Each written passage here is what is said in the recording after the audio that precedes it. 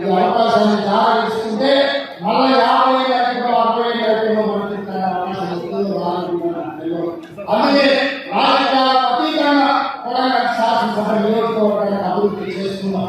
చిన్న చిన్న పంచాయతీలు పక్కన పెట్టండి, అభివృద్ధి చేస్తున్నాం. ఈ పదేళ్ళు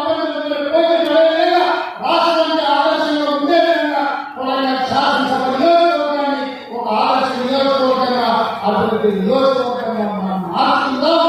మనం అందరం కలిసి కట్టుకుని నిలబడి మన నియోజకవర్గానికి పని చేద్దామని తెలియజేస్తున్నాం.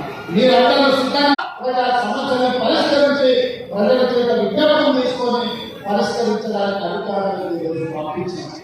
అందుకే ఈరోజు రేషన్ కార్డు అయినా ఇందిరమ్మ ఆత్మీయ భరోసైనా ఇందిరమ్మ భరోసైనా లేకపోతే ఇందిరమ్మ ఇల్లు అయినా ఇళ్లకు ఉచిత కరెంట్ అయినా వ్యవసాయానికి ఉచిత కరెంట్ అయినా ప్రభుత్వ ఉద్యోగ ఖాళీల భర్తీ అయినా రైతు రుణమాఫీ అయినా ఏ కార్యక్రమం అయినా ఈరోజు అధికారులు ప్రజల దగ్గరకు చదువుకున్నారు. అక్కడక్కడ కొంత గందరగోళం సృష్టిస్తూ అధికారం వచ్చిందే వివరాలను సేకరించడానికి. మా వివరాలు ఏమని కొంతమందిని ఉత్పత్తి గ్రామాల చిల్లర మండల పంచాయతీ పెట్టాలని చూస్తూ నేను ఒకటే విజ్ఞప్తి చేస్తున్న తెలంగాణ రాష్ట్రంలో ఉండే దాదాపు 12,000 గ్రామ పంచాయతీలలో జరిగిన గ్రామ సభలలో